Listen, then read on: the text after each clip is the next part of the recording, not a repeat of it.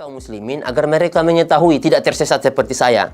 Jadi di kitab Matius 12 ayat 18, ini saya akan tunjukkan ke teman-teman bahwa ini bukan bahasa saya. Ini bukan bahasa saya. Ini jelas sangat tertulis di sini, Yesus hamba Tuhan. Ini sangat jelas nih, bisa di zoom. Ini jelas-jelas tertulis Yesus hamba Tuhan. Sehingga pada ayat 18 dijelaskan, lihatlah itu hambaku yang kupilih, yang kukasihi. Ini kata Tuhan ini. Yesus itu hamba, bukan Tuhan. Ini kata Tuhan ini. Dan ini terdapat pada kitab Injil Matius ini. Ini kitab Injil Matius. Ini yang perlu teman-teman pahami ya. Bukan saya yang katakan Yesus bukan Tuhan, tetapi Alkitab ini sendiri yang mengatakan bahwa Yesus bukan Tuhan.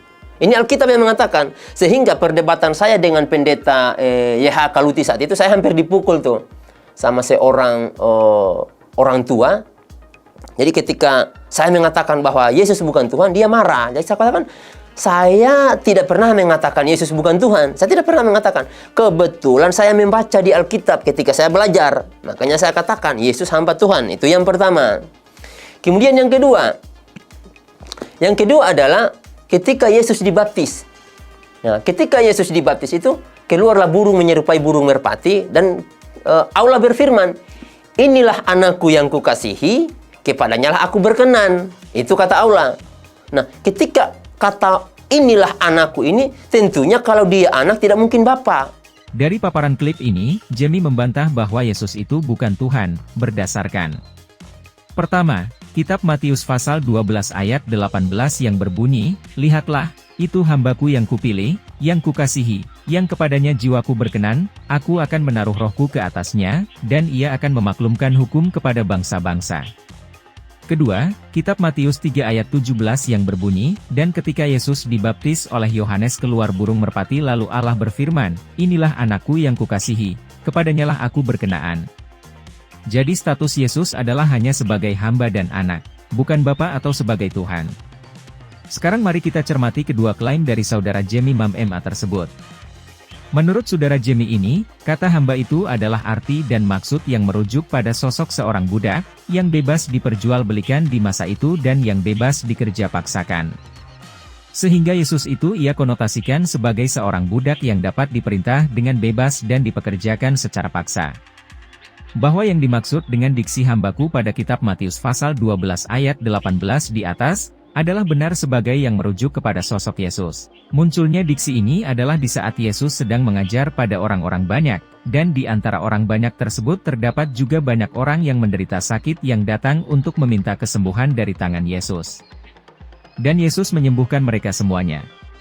Tapi dia berpesan agar semua orang tersebut tidak memberitahukan siapa dia, supaya genaplah firman yang disampaikan oleh Nabi Yesaya, Matius pasal 12 ayat 18, lihatlah, itu hambaku yang kupilih, yang kukasihi, yang kepadanya jiwaku berkenan, aku akan menaruh rohku ke atasnya, dan ia akan memaklumkan hukum kepada bangsa-bangsa. Pasal 12 ayat 19 ia tidak akan berbantah dan tidak akan berteriak dan orang tidak akan mendengar suaranya di jalan-jalan. Pasal 12 ayat 20 buluh yang patah terkulai tidak akan diputuskannya, dan sumbu yang pudar nyalanya tidak akan dipadamkannya, sampai ia menjadikan hukum itu menang. Pasal 12 ayat 21 dan padanyalah bangsa-bangsa akan berharap. Jadi diksi hamba itu merupakan ungkapan yang dipinjam Matius dari Yesaya. Ketika Yesaya mendapat wahyu dari Allah yang memberi nubuat kepada Yesaya dengan berkata, Yesaya pasal 42 ayat 1 lihat, itu hambaku yang kupegang, orang pilihanku, yang kepadanya aku berkenan. Aku telah menaruh rohku ke atasnya, supaya ia menyatakan hukum kepada bangsa-bangsa. Pasal 42 ayat 2 ia tidak akan berteriak, atau menyaringkan suara, atau memperdengarkan suaranya di jalan. Pasal 42 ayat 30 yang patah terkulai tidak akan diputuskannya, dan sumbu yang pudar nyalanya tidak akan dipadamkannya, tetapi dengan setia ia akan menyatakan hukum. Dalam konteks ayat tersebut adalah memberi makna bahwa Allah melalui firman-Nya menyebut Yesus adalah pilihannya. Allah telah membekali Yesus dengan rohnya dan memberi kuasa ilahi kepada Yesus untuk menyatakan hukum atau kebenaran kepada seluruh bangsa.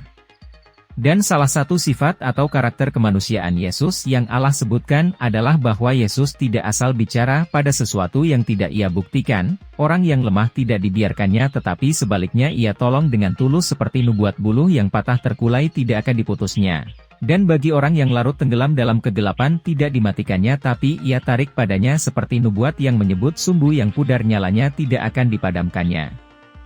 Namun ia seorang yang tegas dalam kebenaran atau hukum. Dari pengertian ini, jelaslah bahwa kehambaan Yesus tidaklah sama dengan hamba lainnya seperti misal hamba-hamba yang dimiliki oleh Abraham yang bermakna sebagai budak yang siap diperjualbelikan, bebas diperintah dan dipekerjakan secara paksa dan Abraham memanfaatkan para budak atau hambanya ini sebagai bagian dari pasukan perangnya. Bagi umat Kristen, kehambaan Yesus ini tetaplah dilestarikan hingga kini dalam setiap pelayanan iman di gereja. Pendeta dan seluruh Bible Pro dan para penatua ini, kerap digelari sebagai hamba-hamba Tuhan yang bekerja di ladang Tuhan itu sendiri. Klaim kedua yaitu sebutan anakku yang kukasihi, di mana saudara Jamie di sini mengkonotasikan bahwa Yesus adalah sebagai anak yang diperanakan sebagaimana lahirnya anak manusia pada umumnya. Sehingga ketika Yesus sebagai anak, itu artinya tidak bisa menjadi Bapa, atau Yesus tidak bisa menjadi Tuhan.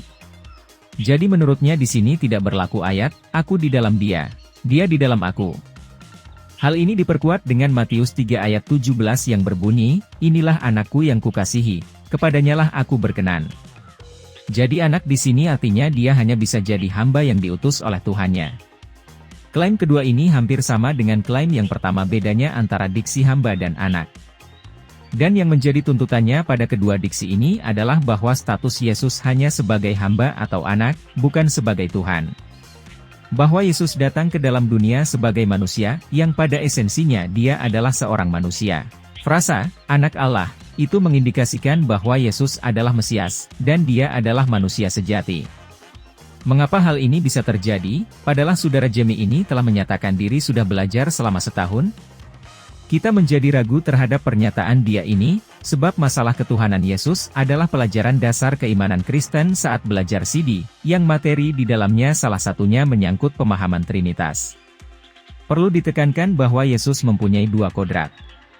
Pertama, dia adalah firman Allah yang kekal bersama-sama dengan Allah dan yang pada mulanya dia adalah bersama-sama dengan Allah. Sebagaimana itu diartikan oleh Yohanes 1 ayat 1. Namun, tentu saja daging atau tubuh kemanusiaan Yesus atau wujud inkarnasi Yesus bukanlah Allah. Karena jika tubuh kemanusiaan Yesus adalah Allah, masa Allah itu mati? Jika tubuh kemanusiaan Yesus adalah Allah, masa Allah digantung di kayu salib? Inilah yang perlu ditekankan, bahwa ketika Yesus wafat yang merasakan kematian adalah tubuh kemanusiaan Yesus. Firman dan Allah sang pemilik firman tidak ikut merasakan kematian tubuh kemanusiaan Yesus. Jadi gelar, hamba atau anak Allah, bagi Yesus Kristus adalah gelar keilahian. Yesus dan Bapa memiliki satu hakikat, tidak berarti bahwa kedua-duanya itu identik. Inilah yang dikenal dengan konsep Trinitas, di mana ungkapan, aku di dalam dia di dalam aku, sangat berlaku di sini tidak seperti apa yang dituduhkan oleh saudara Jamie itu. Dan sebagai penutup penjelasan ini berikut adalah pernyataan Yesus sendiri dalam Yesaya 42 ayat 8 yang berbunyi, aku ini Tuhan, itulah namaku, aku tidak akan memberikan kemuliaanku kepada yang lain atau kemasyuranku kepada patung. Yesus dengan tegas menyebut nama dirinya adalah Tuhan, bukan sebagai gelar. Dari penjelasan ini, terbukti bahwa saudara Jamie Mama sedang melakukan provokasi dengan cara memelintir kebenaran ayat-ayat tertentu yang ada di dalam Alkitab. Alkitab adalah sumber sejarah yang tidak pernah melenceng.